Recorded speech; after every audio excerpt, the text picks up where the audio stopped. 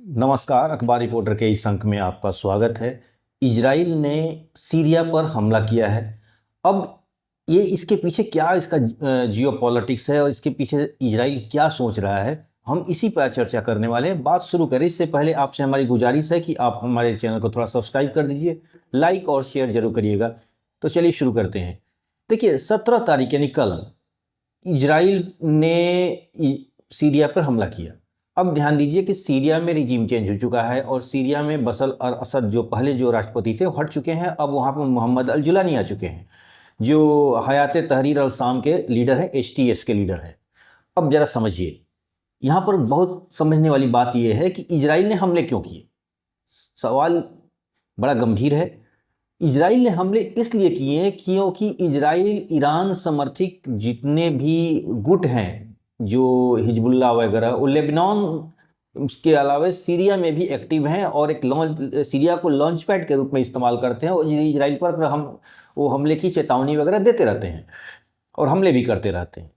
Israel ने इस पर हमला किया और उसने बोला कि हमने एक सर्जिकल स्ट्राइक किया है, यानी हमने कोई सीरिया पे हमला नहीं किया है, हमने हमला किया है उन टेरर ग्रुप के उन ठिकानों पर।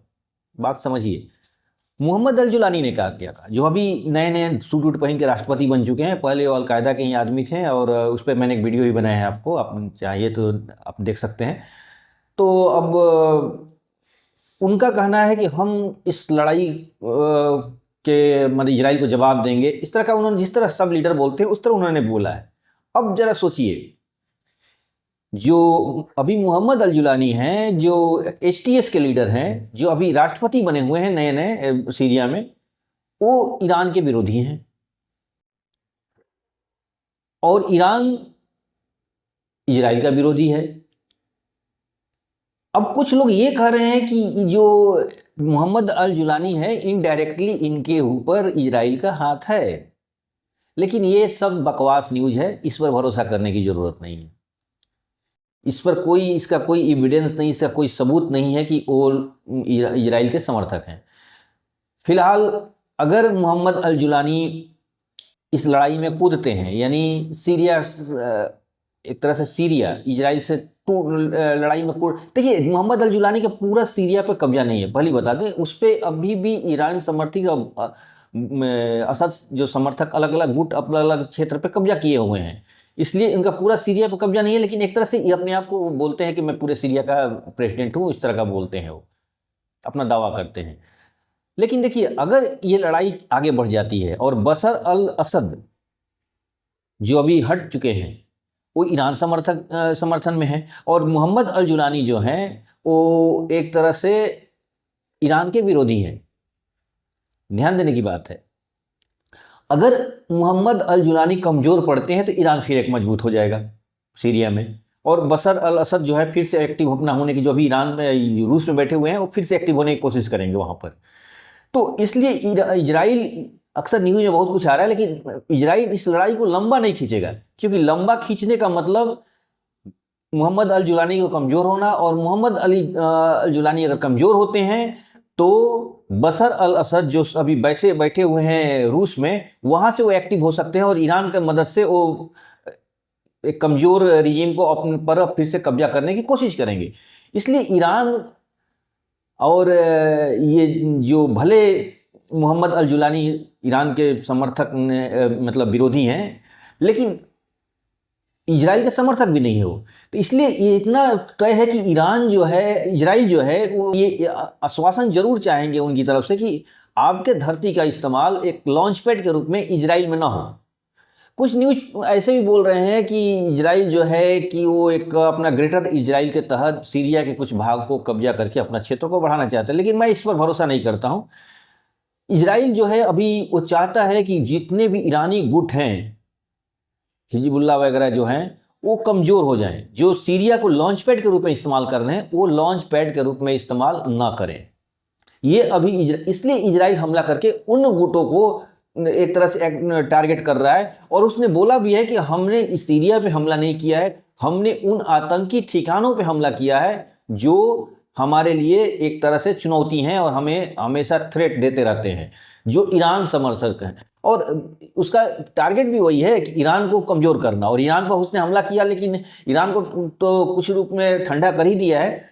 लेकिन जो ईरान अपनी प्रॉक्सी की मदद से सारा कुछ जितना करता है अपने प्रॉक्सी की मदद से करता है, तो प्रॉक्सी जितने उनके हैं उनको कमज़ोर करना है उसको।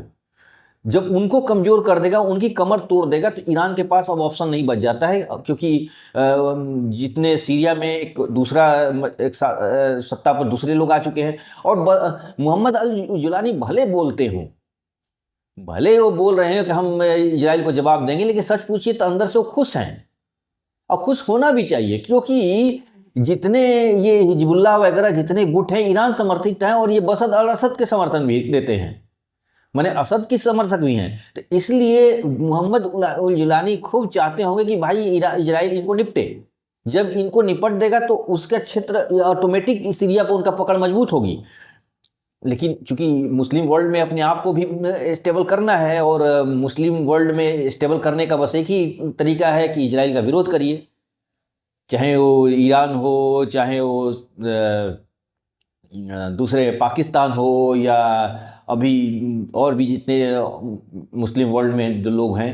अब तो ज़्यादा कोई बचे नहीं है। अब ईरान को इजराइल अपने हिसाब से एक तरह से उनका समस्याओं को अपना डील कर रहा है, और आने वाले समय में ईरान भी ठंडा ही हो जाएगा, क्योंकि ज़्यादा दिन ईरान भी टिकेगा नहीं।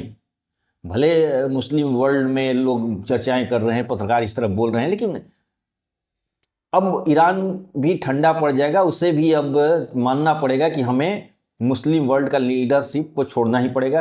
कितने लोग लीडर बनेंगे? सऊदी अरेबिया बनेगा, ईरान बनेगा, तुर्की बनेगा, कितने लोग बनेंगे? ये बात ये लोग समझते नहीं है। लेकिन मुस्लिम वर्ल्ड में राजनीति अपना करना है भाई, तो अपने आप को थोड़ा इजराइल को टारगेट करना ही होगा। और मोहम्मद अल जुलानी इसीलिए अपने भाषण में अक्सर बोलते भी हैं, बोल भी रहे हैं कि हम इजराइल का जवाब देंगे, ये देंगे, लेकिन वो कुछ जवाब नहीं देगा। अंदर ही अंदर खुश भी होंगे कि चलो ठीक है, निपटा रहा है अपना हमारे दुश्मनों को ही इजराइल। और देखिए, ये मैं फिर बोल दे रहा हूँ कि जो मोहम्मद अल जुलानी है वो कोई ईरान अरे ये इजराइल के समर्थक नहीं है। लेकिन चूंकि कहते हैं ना कि दुश्मन का दुश्मन दोस्त होता है, तो हालांकि वो इजराइल उनका दोस्त नहीं है, लेकिन सोच रहे होंगे कि भाई चलो ठीक है, हिजबुल्लाह वगैरह को जितने सब छोटे छोटे गुट जो ईरान समर्थित गुट एक्टिव हैं, वो इजराइल निपटा देगा उनको, तो फिर हमारी सत्ता तो इसी तरह मजबूत हो जाएगी, क्योंकि उनका क्षेत्र का विस्तार करने का मौका मिल जाएगा।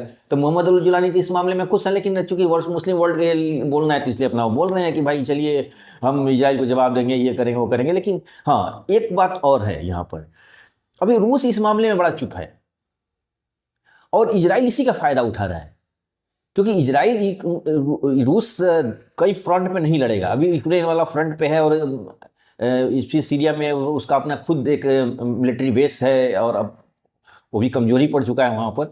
तो इसलिए इस मौके को फ़ायदा उठाकर इजराइल समझ रहा है कि भाई अभी मौका अच्छा है, जितना निपटाना है निपटा दो। तो अभी इसके बाद वो देखिएगा, यहाँ से बाद जब सीरिया का मामला सलटा लेगा जब इजराइल, तो अब इजराइल यमन की तरफ जाएगा, हुतियों को भी छोड़ेगा नहीं। वो एक एक करके अपने सारे दुश्मनों को टारगेट करेगा, हुती को भी वो नहीं छोड़ेगा। जितने हुती यमन में हैं उन वो भी अक्सर उसके ऊपर टारगेट करते रहते हैं। तो उनका अब बचा पाकिस्तान। तो मुझे नहीं लगता कि पाकिस्तान कभी इतना मूर्ख नहीं है। पाकिस्तान बोलता बहुत है, लेकिन वो पाकिस्तान इजराइल से युद्ध नहीं करने जा रहा है। वो अपनी पब्लिक सेंटीमेंट के लिए भले उस तरह के स्टेटमेंट वहाँ के लीडरशिप देती है, लेकिन पाकिस्तान भारत ही है भाई। पाकिस्तान कितना भी किया जाए वो भारत ही है, और भारत जिस तरह सदा हुआ स्टेटमेंट देता है वो भी अपने उसी तरह चाल चल रहा। खैर वो तो अलग बात है, लेकिन वो पाकिस्तान इस लड़ाई में नहीं कूदने वाला है। हाँ, पब्लिक की एक सेंटीमेंट लेने के लिए वहाँ का लीडरशिप बड़े बड़े स्टेटमेंट जारी करते रहेंगे, और आगे भी करते रहेंगे, लेकिन वो कभी युद्ध में नहीं जा रहा है, इजराइल के साथ लड़ने नहीं जा रहा है। अब हाँ, ये लोग हैं जितने ईरान हुए हैं, और अब देखिए उधर सद्दाम हुसैन जो थे इजराइल का हमेशा विरोध करते, तो उनको माने इराक का चैप्टर क्लोज ही हो चुका है। मिस्र उसका अपना एक तरह से बातचीत हो ही रही है।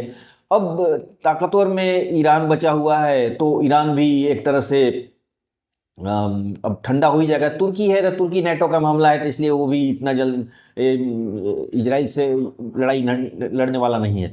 यानी कुल मिलाकर इजराइल का मामला शांत ही होगा, ज़्यादा लंबा खींचेगा नहीं, ये तय है। अब आगे जो जैसा भी डेवलपमेंट आएगा मैं आपको बताऊंगा, और बड़ा इंटरेस्टिंग इस जियो पॉलिटिक्स में ये न्यूज़ होने वाला है। और जैसा भी होगा हमारे आपसे उम्मीद है कि आप हमारे साथ बने रहेंगे, और थोड़ा हमारे चैनल को सब्सक्राइब वगैरह कीजिए। आगे हम नए नए खबरें और भी लाते रहेंगे। धन्यवाद।